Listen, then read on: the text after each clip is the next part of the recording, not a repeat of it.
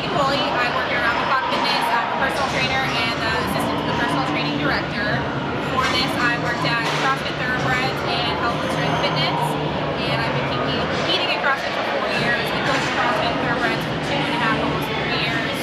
And then after that, I started competing in women's physique, so it's the division of bodybuilding. It's a 16-week prep, what they call it. It can be anywhere from 20 to 16 weeks, depending on how fat you got in the off-season, realistically. The first 10 weeks are basically hammering down your diet and you pick up your cardio. So for the first 10 weeks of my 16 weeks, I was kind of cutting down my calories slowly. Started out about 3,500, cut down to 22 by the end of 10 weeks. So that's a big caloric deficit. You pick up your cardio during the off-season. I only do between the 25 and 45 minutes every third day if I have to. During season, you're doing 45 minutes to an hour every single day. So for the first 10 weeks, you go from 25 to 30, and you slowly build your way up to 45 to an hour. For the last 6 weeks, you're doing a full hour every single day, and you're doing an hour workout later on in the day. Your food goes from kind of being able to eat your rice and your rice cakes and grits and sweet potatoes and things like that. During the season, you cut down to very little. I remember about week 10, so like 10 weeks in, so 6 weeks out is what they call it. I kind of went into carb cycling, so you have a high carb day, a medium carb day, and 2 low carb days. It's to kind of get rid of all of your glycogen in your body, and then you spike your insulin levels and you reset your glycogen with that high carb day. You usually put your high carb days on your weaker body parts. So my shoulders I needed to work on for the show, same with my hamstrings. So on hamstring day and shoulder day, I was eating the most carbs out of the rest of the week. I do what they call a 5-day split. By the end of it, I was doing a 6-day split, so I didn't have a day off. On my 7th day, I was still doing cardio, I just wasn't lifting. But on your 5-day split, you do 2 different leg days, so you split up quads and glutes, hamstrings and calves. You have a shoulder day, a chest day, a back day, and an arm day, and you're doing abs every other day. About 4 weeks out, you start doing abs every day, and about 3 weeks out, you start doing a little bit, do what they call deloading.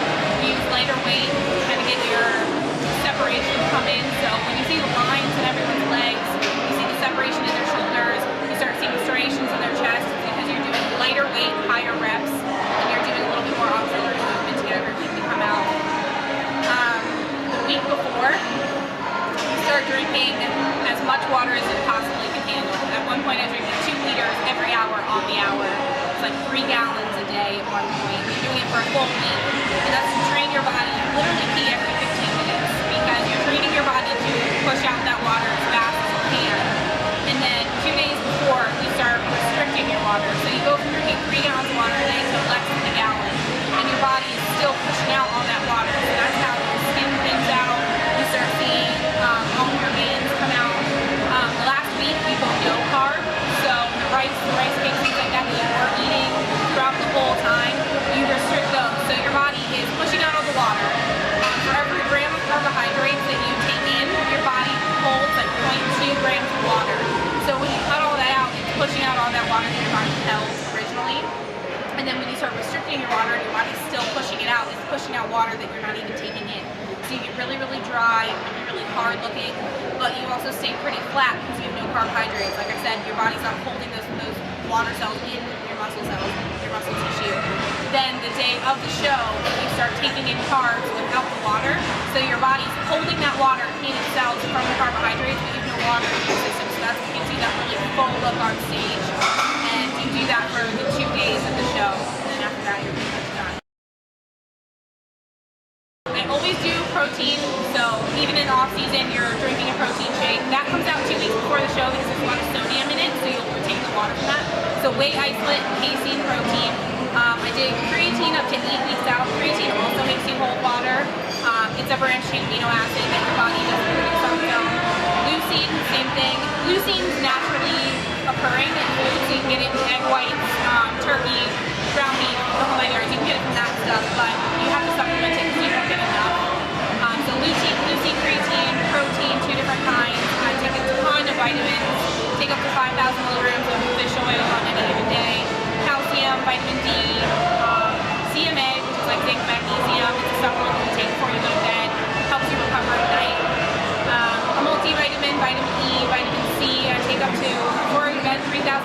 vitamin C because it's a fat burner and it's also like a natural thermogenic, so it helps you pump out that water also through your bed. I also do like, it's basically a powdered green substance. It's all the greens and all of the kind of foods that you're not necessarily taking in at that point in fiber. You're taking that in and it's like a powdered drink that you can kind of make it. It looks like wheatgrass when you drink it. So you just turn it into that and you shoot it back and do that once a day. And then MCT oil, it's a medium chain triglyceride. It's a fat, so it's an oil, but your body breaks it down and uses it as energy faster than it would actually use fats. So almonds, things like that, your body digests those slower. That breaks the MCT oil down much faster, so it uses it as energy when you're calorie deficient. So when I wake up in the morning and I do fasted cardio, which means I'm doing that hour cardio without eating, as soon as I wake up in the morning, I'll drink the MCT oil with caffeine, and your body can use the MCT oil as energy without it actually going through your liver and being turned into fat or being held as fat. Isn't very common. It's kind of a trick of the trade, if you will, that my coach kind of learned over the years. Some people do, some people swear by it. MCT oil is found in coconut oil and palm oil, so you'll see a lot of bodybuilders who just eat coconut oil, or they'll cook their food in coconut oil for the same reasons. But it's not super common in that sense. A lot of bodybuilders won't do that, but they'll drink a branched chain amino acid drink, kind of things like Gatorade, but it's all BCAAs that you need in a day, and it promotes protein synthesis in your muscles and prevents your body from breaking down muscle tissue while you're working out. So when I'm doing that, instead of doing the MCT, people will supplement that instead. So it kind of does the same thing, but that has no caloric value at all, whereas the MCT oil actually gets processed as food.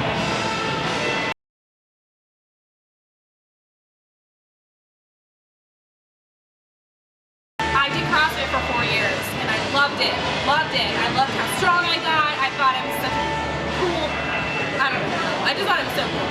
And you start lifting really heavy when you're doing CrossFit, because the whole point is that you want to get as strong as you can and do as much workload as you can. So obviously you're going to put muscle on. I swam in college, so I wanted something competitive, and I started putting on muscle that I didn't for swimming. I've always had a wide back, I've always had pretty broad shoulders, but my legs have always kind of been strong but not huge. CrossFit made my legs start coming in, so I was very well proportioned, and I just had this guy walk up to me, and I was so offended, I will never forget. He looked at me, he's like, "You've got legs of a 30-year-old. And I was like, who are you, and why are you trying to offend me like that? But muscle maturity is something in bodybuilding that's super important. So I'm only 24, and my last competition, I was up against women who were between 30 and 45, because it takes that long to get that muscle maturity in your body. So when I was crossfitting for as long as I was, swimming for as long as I was, I've been working out my whole life, I had muscle definition and muscle maturity of people much older than me.